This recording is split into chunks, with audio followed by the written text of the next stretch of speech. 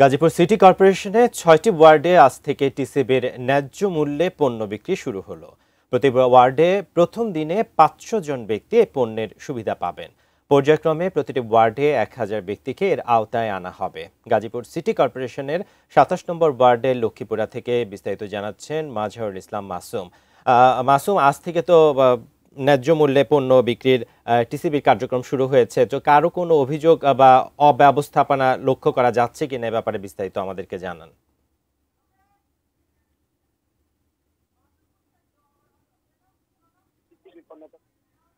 Trading corporation বাংলাদেশের যে পণ্য সেটি ন্যায্য মূল্যে দেওয়া হচ্ছে। আপনারা দেখতে পাচ্ছেন যে লম্বা লাইন দিয়ে মানুষ সেই পণ্য সংগ্রহের জন্য অপেক্ষা করছেন এবং এই মুহূর্তে আমি রয়েছি গাজীপুরের সিটি কর্পোরেশন ২৭ নম্বর ওয়ার্ডের লক্ষ্মীপুরা এলাকাতে। আপনারা দেখতে পাচ্ছেন যে মানুষ টিসিবি পণ্য সংগ্রহ করছেন, অর্থাৎ বাজারের চেয়ে অন্তত ২০০ টাকা কম মূল্যে তারা এই পণ্য সংগ্রহ করতে পারছেন, যে কারণে মানুষের মধ্যে বেশ সাড়া পড়েছে।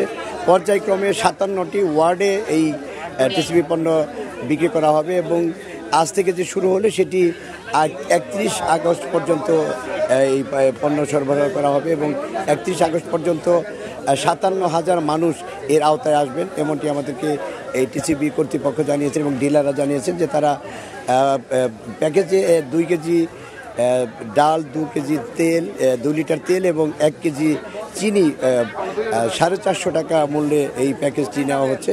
অর্থাৎ বাজারের চেয়ে তার ডিলার এবং ক্রেতা যারা তারা বলেছেন যে ২০০ টাকা অন্তত কমে তারা পাচ্ছেন, যে কারণে তাদের আগ্রহটা বেশি।